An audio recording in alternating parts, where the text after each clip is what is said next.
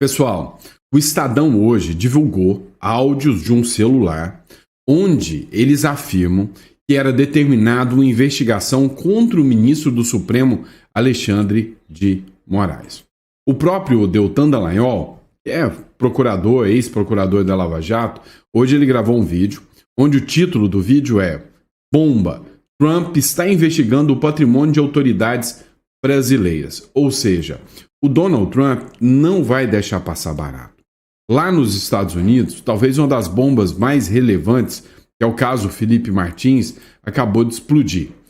O The Wall Street Journal, um jornal de grande relevância lá nos Estados Unidos, fez uma matéria, um dos principais jornais dos Estados Unidos, noticiando sobre o caso Felipe Martins e perguntando quem foi que criou o registro falso de entrada nos Estados Unidos para manter um crítico, o Felipe Martins, crítico de Lula, na prisão brasileira. Ou seja, tratando o Brasil literalmente como um regime, como o do próprio Maduro. Ou seja, a Mary Anastasia O'Grady tratou o Brasil no mesmo nível de Cuba, de Venezuela, ou seja, por que prenderam um crítico do Lula? E aí ela fala literalmente em fishing expedition, ou seja, pescaria de provas, coisa que num regime democrático não existe.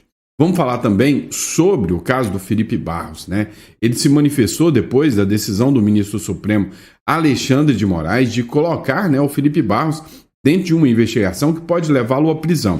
E outra questão, pela primeira vez, agora, a Praça dos Três Poderes, a esplanada, está totalmente fechada por ordem do ministro Alexandre de Moraes. Seria um estado de sítio, Estamos agora vivendo um estado de sítio, um estado de exceção, onde as pessoas não podem mais livremente passar, os turistas não estão mais podendo chegar perto de Brasília. O que está acontecendo? E aí, algo que envolve o deputado Hélio Lopes, aquele que foi realizar uma manifestação, vem à tona e isso é muito, muito preocupante. Tudo isso é tema desse nosso editorial, então seja muito bem-vindo ao nosso editorial aqui do nosso canal. É sempre um prazer enorme estar aqui com você, discutir um pouquinho sobre o que está rolando na política do Brasil e do mundo. Então, para você que está nos acompanhando, não esquece de se inscrever no canal, curtir, compartilhar. É sempre importante o seu apoio aqui no canal, além de que você terá sempre informações de altíssima relevância. Então, dá uma força para a gente aí, curta, compartilhe. E para você que tem um certo patrimônio, você já conhece uma estrutura de uma holding. A holding ela tem 3 grandes benefícios. Ela pode proteger o seu patrimônio. Às vezes você deixa todo o patrimônio no seu CPF, você está totalmente vulnerável. Então você constrói uma holding e protege o seu patrimônio. Você pode conseguir fugir de um possível inventário, ou seja, a cada inventário, grande parte do seu patrimônio se dilapida. Você não precisa mais passar por inventários. Pessoas jurídicas não morrem. E a grande terceira questão é a economia de impostos. Por exemplo, hoje você paga 27,5% no imposto de renda sobre o seu aluguel na pessoa física.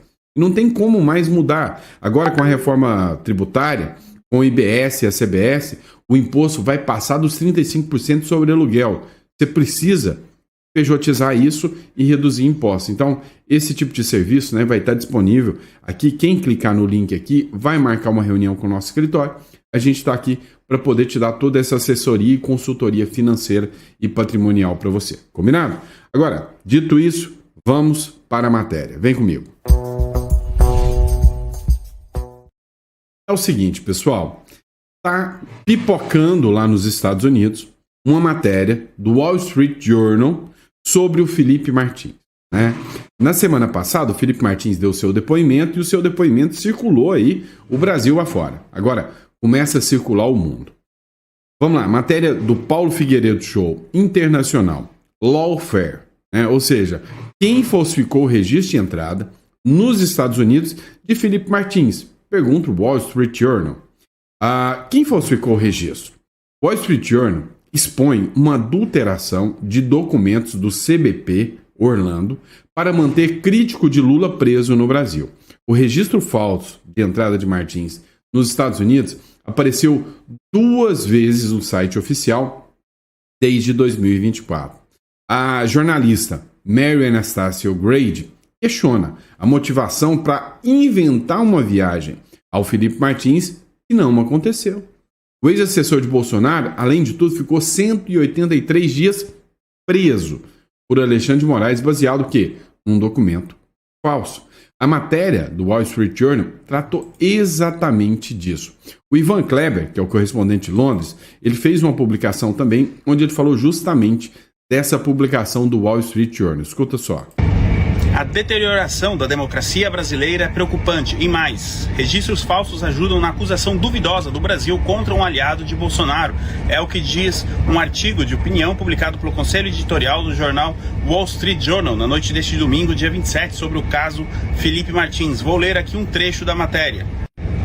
A deterioração da democracia brasileira é preocupante, mas a ameaça tarifária não comoveu Lula nem o politizado Supremo Tribunal Federal. Seria melhor que o Sr. Trump começasse em casa com uma investigação transparente sobre como os registros falsos relativos ao Sr. Martins foram publicados em um site do CBP.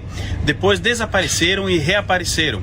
Isso teria o benefício adicional de inocentar o Sr. Martins da acusação de fugir ilegalmente de seu país. É o que diz um trecho, então, dessa matéria do jornal Wall Street Journal, deste artigo de opinião publicado pelo Conselho Editorial, e os senhores encontram um link de acesso a este artigo aqui mesmo no meu Instagram, nos stories. Eu sou Ivan Kleber, falo diretamente de Londres, no Reino Unido, e hoje é segunda-feira, dia 28 de julho de 2025. Muito obrigado pela audiência. Veja só a relevância dessa publicação. Ela fala, que inicialmente o próprio Donald Trump deveria começar com uma investigação interna sobre o caso Felipe Martins. Matéria do Área Militar também que publicou urgente. O Wall Street Journal acaba de publicar quem criou o registro falso de entrada nos Estados Unidos de Felipe Martins, crítico a Lula. Algo parece estar errado dentro do escritório da Alfândega de Proteção das Fronteiras em Orlando, na Flórida, onde um documento de entrada falso nos Estados Unidos de um ex-assessor do presidente brasileiro Jair Bolsonaro foi publicado em seu site oficial, não uma, mas 2 vezes, desde 2024. Dados de celular, recibos, cartão de crédito, lista de passageiros e um voo comercial que Felipe Martins pegou no Brasil em 31 de dezembro de 2022 comprovam que ele não poderia ter entrado nos Estados Unidos na noite de dia 30 de dezembro de 2022, como a CBP Orlando alegou pela primeira vez em março de 2024. E aí, quando esses fatos foram levados ao conhecimento do Departamento de Segurança Interna, ele concordou que o Felipe Martins não poderia estar lá. E aí, iniciou uma investigação completa. Ou seja, a Ana Paula Henkel, ela já tinha feito, inclusive, um editorial, um vídeo, onde nesse vídeo ela falava que, de certa forma, essa investigação do Felipe Martins já ronda os corredores do Congresso norte-americano e que isso pode, inclusive, gerar prisão de autoridades. Mas não para por aí. Dá uma olhada. O Deltan Dallagnol, ele fez uma publicação ontem também com o título Bomba, Trump está investigando o patrimônio de autoridades brasileiras. Dá uma olhadinha nesse trecho aqui, porque literalmente hoje os ministros do Supremo Tribunal Federal estão na mira total do Donald Trump. Dá uma olhada nesse trecho aqui. O governo Trump. Mas os americanos estão indo com tudo para cima do patrimônio das autoridades brasileiras. Já estão investigando o patrimônio dos ministros. Olha aí comigo. O que é a Lei Magnitsky, né, Natália? Essa é uma lei que foi criada ainda na gestão do Obama e que, a princípio, mirava funcionários do Kremlin, funcionários russos que tivessem praticado atos graves de violação de direitos humanos ou de corrupção. E aí, então, quais eram as punições previstas? Restrição para entrada nos Estados Unidos, e isso já não seria mais uma questão, porque a gente sabe, por exemplo, que o Alexandre de Moraes já está com essas restrições, assim como seus familiares. Mas, além disso, proibição de transação em dólar com qualquer instituto, com qualquer instituição financeira que opere nos Estados Unidos. E, portanto, aí, quer dizer, é uma avenida aberta, já que hoje, por exemplo, a gente tem as bandeiras dos cartões de crédito Visa e Mastercard, que são americanas e que operam no mundo inteiro. Essa seria uma limitação, por exemplo. Já não seria possível, em tese, potencialmente não seria mais possível ao ministro Alexandre de Moraes ter um cartão de crédito ou mesmo de débito com essas bandeiras. E proibição e congelamento de bens aqui nos Estados Unidos. O ministro nega que tenha bens aqui, mas isso poderia atingir um familiar seu, e a gente sabe que tem havido um levantamento em relação a propriedades de autoridades brasileiras aqui nos Estados Unidos pelo governo Trump, Natália. Então, assim, é o que um especialista nessa lei da Universidade da Austrália me chamou de uma camisa de força financeira. Os bolsonaristas gostam de dizer de pena de morte financeira. Ele vai menos longe nisso, mas diz que realmente é um tipo de punição que traz consequências graves para a vida da pessoa que é atingida por ela. E seria imposto sem que o ministro tivesse sequer condição de se defender nesse momento. Então, num segundo momento, ele até poderia se colocar, mas agora seria, digamos assim, a revelia, uma punição imposta pelo governo Donald Trump. Vocês perceberam o que a jornalista falou? Esse aqui é o meu bônus para você. Além do governo americano estar levantando o patrimônio das autoridades brasileiras, as sanções, como as da Lei Magnitsky, seriam impostas sem que o ministro Alexandre de Moraes sequer tivesse a chance de defesa. Olhem a ironia do destino. Logo Moraes, que tanto abusou do seu poder contra centenas de pessoas sem conceder a elas o direito à ampla defesa, ao contraditório, ao devido processo legal, à paridade de armas, garantidos pela nossa Constituição, ao julgamento por um juiz imparcial. Moraes vai, enfim, provar do seu próprio veneno. Pois é, pessoal. Olha, o que acontece é que há uma pressão gigantesca. E eles vão dobrar a aposta, eles vão partir para cima, eles não vão recuar. Vocês não tenham dúvidas quanto a isso. Um exemplo claro é o caso Felipe Barros. O Felipe Barros é o cara que assumiu a Credem, o deputado, né, que no lugar do Eduardo Bolsonaro agora assumiu a Credem. A Credem, né, é uma comissão que tem ali, vamos dizer, uma espécie de chancelaria da Câmara dos Deputados. Ela é responsável pelos assuntos exteriores. E o Felipe Barros foi incluído no processo que investiga o Eduardo Bolsonaro. E segundo a publicação que saiu ontem, da própria Folha de São Paulo, já está até pronto para ser encerrado com investigações pesadas contra o Felipe Barros. E aí é que o negócio fica mais complicado. Porque essa investigação que vai contra o Eduardo Bolsonaro pode, né, ter uma implicação de pena de até 17 anos de cadeia. Olha só, investigado por ida aos Estados Unidos, ou seja, hoje ir aos Estados Unidos é capaz de mandar até prender o Felipe Barros, diz que atuou em missão oficial. O deputado Felipe Barros divulgou no sábado, anteontem, uma nota em que rejeita as acusações de crime contra a soberania feitas pelo ministro Alexandre de Moraes. Na quinta-feira, o ministro do STF incluiu o nome do parlamentar no inquérito 4995.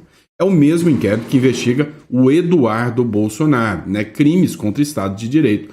Com base para a decisão, o ministro citou a atuação de Barros nos Estados Unidos, onde o parlamentar esteve em maio. Ou seja, se você é de direita e vai para os Estados Unidos, você corre um grande risco, né, de parar na cadeia.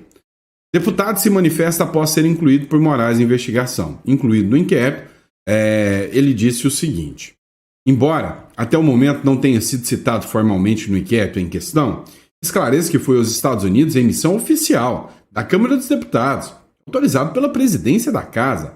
Reuni-me oficialmente com meus homólogos, presidente do Comitê de Relações Exteriores e presidente do Subcomitê de Inteligência da Câmara dos Deputados. Inclusive, aliás, tratou-se da primeira vez que o presidente da Comissão de Relações Exteriores da Defesa Nacional da Câmara dos Deputados do Brasil foi recebido formalmente pelo Congresso americano. Vincular a missão oficial às sanções econômicas resultantes do alinhamento de Lula a autocracias do eixo do mal não passa de ficção para tentar destruir a reputação do meu trabalho no comando da Credem. Foi o que disse aqui o deputado Felipe Barros, né? E eu acho que o maior crime do Felipe Barros é ser aliado do Bolsonaro. Vamos lá, pessoal, mas não para por aí, não. Outro aliado do Bolsonaro também está na mira. Sabe, o Felipe Barros, ele que está sendo investigado agora, o presidente da Credem, ele simplesmente foi lançado pelo Bolsonaro como possível candidato a Senado, né? Então, uma possibilidade grande de vitória. E aí, você duvida que ele ficará inelegível? Vai ficar inelegível. Agora, dá uma olhada no áudio vazado pelo Estadão e você vai entender onde eu quero chegar, né, na minha análise aqui. Vamos dar uma olhada nessa matéria do Poder 360. Em 2007, o STF foi contra proibir atos na Praça dos Três Poderes. Agora, em 2025, o Alexandre de Moraes atendeu ao pedido do Procurador-Geral da República e vetou manifestação no local. O que essa matéria quer dizer? Quer dizer que a partir agora de uma decisão do ministro Alexandre de Moraes, ninguém mais pode se manifestar ou chegar perto da Praça dos Três Poderes. O que aconteceu? O deputado federal Hélio Lopes, mais conhecido como Hélio Negão, resolveu fazer um protesto silencioso. Sentou numa cadeira, colocou um esparadrapo na boca e tentou fazer um protesto. Um tempo depois, outro deputado, Cabo Gilberto, chegou para fazer, Coronel Crisóstomo, chegou para fazer a manifestação também. O ministro Alexandre de Moraes mandou a Polícia Federal fazer baculejo nos dois, investigar, tocou os dois e disse que nem na porta da Câmara e nem dentro da Câmara eles podem fazer manifestação mais. E agora, ninguém pode sequer chegar perto da Praça dos Três Poderes. Dá uma olhada nessa matéria do Poder 360. No sábado qualquer, a Praça dos Três Poderes estaria cheia de turistas.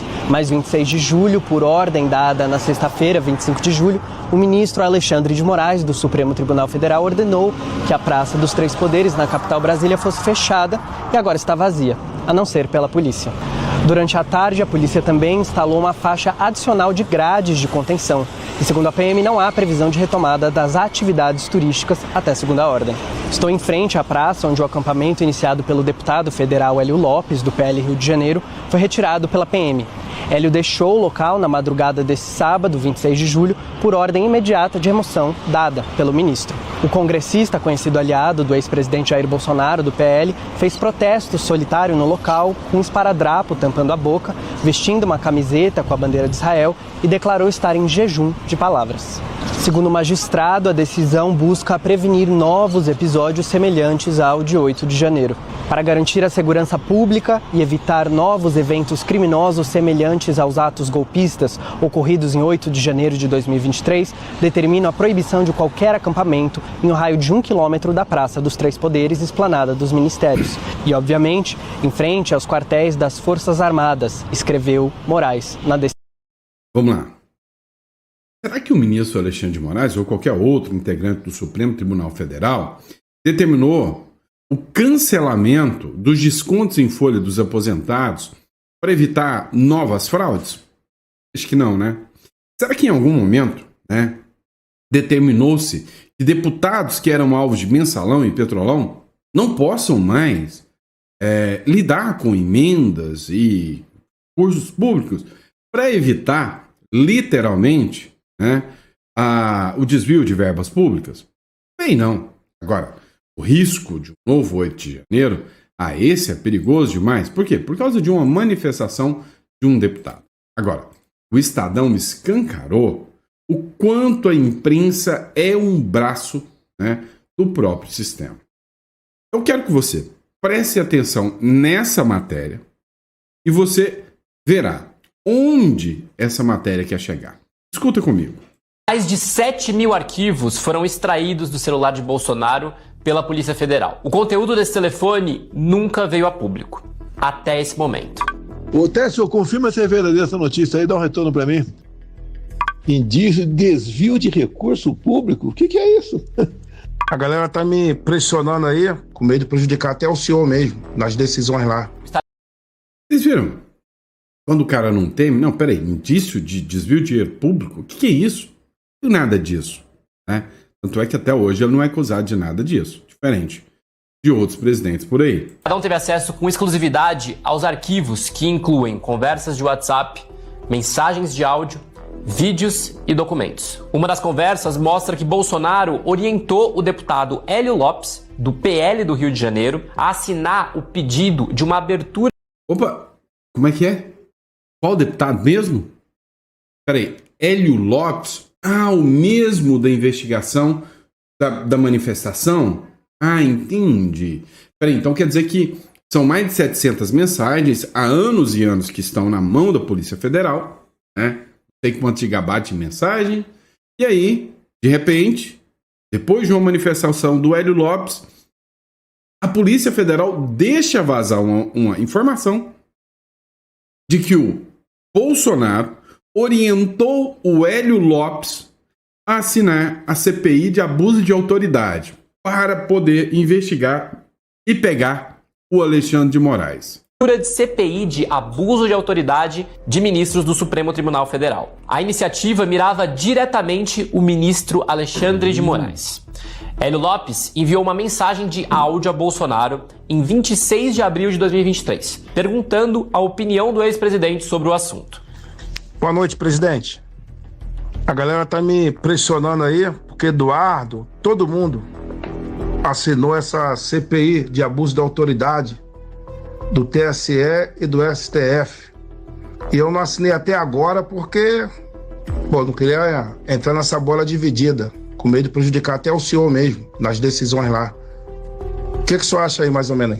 Bolsonaro respondeu em uma mensagem de texto. Foi curto e objetivo. Eu assinaria. Sempre existe a possibilidade de retaliações. Seu aliado entendeu o recado. Uma hora depois, ele respondeu: já assinei. Apesar da assinatura dos bolsonaristas, a CPI até hoje não saiu do papel. O conteúdo do celular também mostra que o ex-presidente tinha uma lista de transmissão para disparar informações contra o governo Lula e tentar exaltar o seu período como presidente.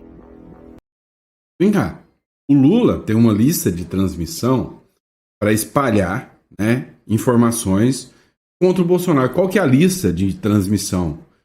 São as manifestações oficiais dele. A hora que ele fala, todos os jornais republicam os ataques do Lula ao Bolsonaro. Mas tá tudo bem, É a democracia, a República Tupiniquim aqui.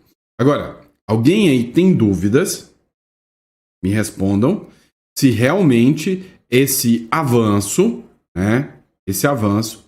tem ou não a ver, com calar opositores, calar o Hélio Lopes e mandar um recado para os demais deputados.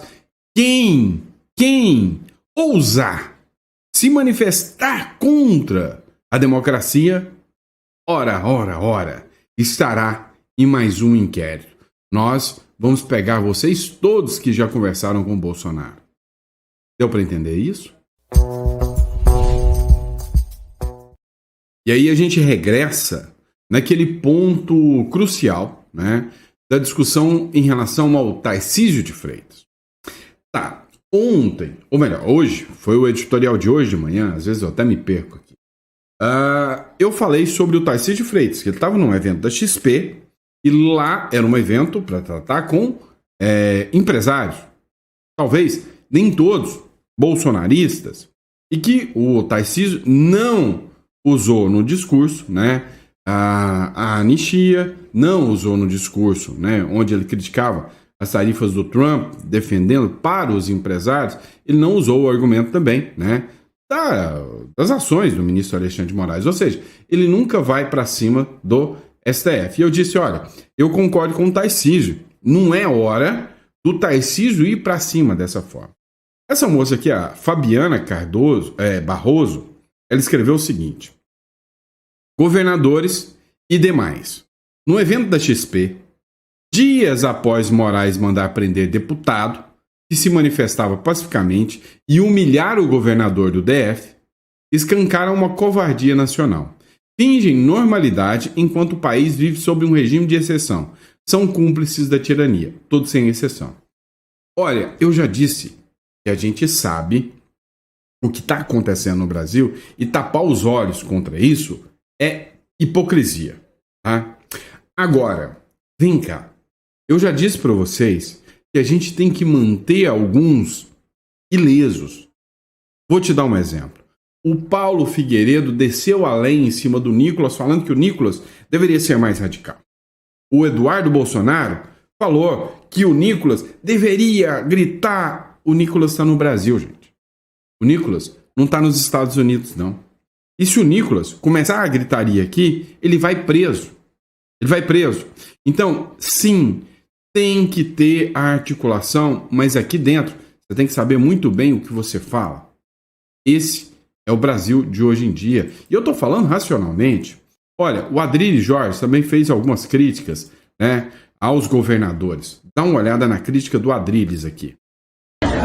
Gente, o que o governador Tarcísio, o Zema, Ratinho Júnior, Caiado e outros governadores não entendem é que há uma ditadura. As condições estão dadas. É anistia, soltura do presidente Bolsonaro, acabar com a censura e retirada do bloco China, Rússia e ditaduras. O que esses caras estão fazendo, o Tarcísio, o Zema, o Ratinho e outros, o Caiado também, é negacionismo. É negacionismo, não é? O que está em jogo realmente são empregos, a economia e o bem-estar e o poder de compra da população brasileira. Mas o que está colocado na mesa, e esses negacionistas, esses governadores eleitos pela direita, está colocado na mesa que tem uma ditadura sangrenta, sanguinária, sórdida, imunda, que tortura, que deixa as pessoas morrerem na cadeia, exila pessoas. O que o governo Trump está querendo é que o Brasil se alinhe a países democráticos e se torne novamente uma democracia e expurgue os ditadores. Acorda, Tarcísio. Acordem, governadores. Tomem vergonha na cara. Não é uma negociação econômica, todo mundo está cansado de saber disso. Vocês, com a sua omissão, estão deixando pessoas morrerem na cadeia, serem arruinadas financeira, moralmente, fisicamente. Olha a família do Crezão chorando por ele, olha a família da Débora presa por um batom. Tenham vergonha na cara. Assumam que as negociações são humanistas, não são sociofinanceiras. Se há empregos que vão faltar, há vidas que estão faltando, e também pela omissão de vocês. Pois é, pessoal. A fala do Adrilles mostra, né, a existência de um racha real com relação à postura dos governadores. Há uma ala que diz que os governadores têm que manter a calma nessa hora. E que se os governadores comprarem uma briga maior, vai cair todo mundo. Enquanto o Senado não estiver pronto, né, para atuar. Ou seja, ou o resultado vem do Senado ou do porta-aviões no Lago Paranoá, né? E aí não viria de forma alguma dos governadores. Agora, o que vocês precisam entender? Qual é o desespero maior, né, por parte dos ministros? É que as manifestações já começaram. E agora, sem depender de políticos. Para que vocês possam entender, dá uma olhada nessa publicação aqui, lá da Rádio Brado, por exemplo. Confira as imagens de manifestação pela defesa de Jair Bolsonaro ocorrida no domingo, dia 27, no Farol da Barra, em Salvador. Ou seja, aqui não é organizada pelo Bolsonaro, não é organizada por políticos, ela é orgânica, ela simplesmente está acontecendo, né? O que a gente precisa entender? Isso aqui começa a preocupar, tá? Começa a preocupar. Por quê? Porque eles já fizeram de tudo. Prenderam manifestantes, 8 de janeiro, e o povo ainda não para de ir para as ruas. E aí, teve deputado tentando se manifestar sobre ordem de prisão, não se podem manifestar, né? E a grande questão que ficou é, olha, vocês não podem se manifestar a não ser que não seja 1 quilômetro. Vem cá, eu já defendi isso aqui, e eu não sei se vocês concordam comigo, tá? O meu posicionamento é, se todos os deputados da oposição fizessem, que seja, né, na Avenida Paulista, que seja a 1 quilômetro do Congresso Nacional, todos parassem para fazer greve de fome, o mundo veria isso. Mas eles não querem fazer também. Então, cá entre nós, vocês podem até falar que eu estou passando pano, mas jogar tudo isso nas costas dos governadores também não vai ser contraproducente. Mas olha só, essa é a manifestação do Farol da Barra. Manifestação bonita, né? Pessoal com bandeiras verde e amarela, sem agressão, sem violência. É o típico da direita. E aí o que acontece? Isso aqui incomoda o sistema de uma forma que vocês não têm noção, né? Não tem noção do quanto isso aqui incomoda. Vamos lá, olha só. Isso aqui já é uma publicação do Fábio Lopes. Ontem também, no domingo, teve buzinaço lá em Belo Horizonte, né? Ou seja, o povo está começando a fazer buzinaço, manifestação. Isso aqui foi orgânico. E começa assim, vai manifestando, vai aumentando, o povo vai mais, de repente, manda prender todo mundo, né? Argumentando que isso aí é um risco para a democracia. O povo se torna um risco para a democracia. Aracaju tem buzinaço em defesa da liberdade e do impeachment de ministro Alexandre de Moraes. Ou seja, as manifestações estão acontecendo. Olha só, vou deixar aqui para vocês verem aqui as manifestações que estão acontecendo em Aracaju. O povo está indo para a rua, é buzinaço, é orgânico. Ou seja, apesar do medo, né, no domingo, eu não tive muito tempo de gravar para vocês, mas eu coloquei o vídeo aqui de um influenciador que recebeu um áudio do pai falando: meu filho, pelo amor de Deus, para de falar, não fala mais nada sobre isso, para de falar, pelo amor de Deus. Quantas vezes eu já ouvi isso? Tá? Quantas vezes eu já ouvi isso? E o povo, mesmo com medo, está indo para a rua enquanto ainda é tempo. Porque se chegar a um nível mais acelerado, censura, do autoritarismo, acabou. Tá? Acabou. Não vai ter a menor possibilidade, né, de continuar, né, esse tipo de situação. Bom, e aí no próximo bloco, né, no próximo editorial, das 4 horas da tarde, eu quero falar com vocês, né, sobre algumas sanções que foram impostas a juízes e os efeitos reais disso, né, dentro da Lei Magnitsky. Bom, e é isso, pessoal. Para você que me acompanhou até agora, muito obrigado pela confiança, pela credibilidade. É sempre um prazer enorme e uma honra estar aqui com vocês. Bom, eu vejo vocês no próximo editorial. Grande abraço.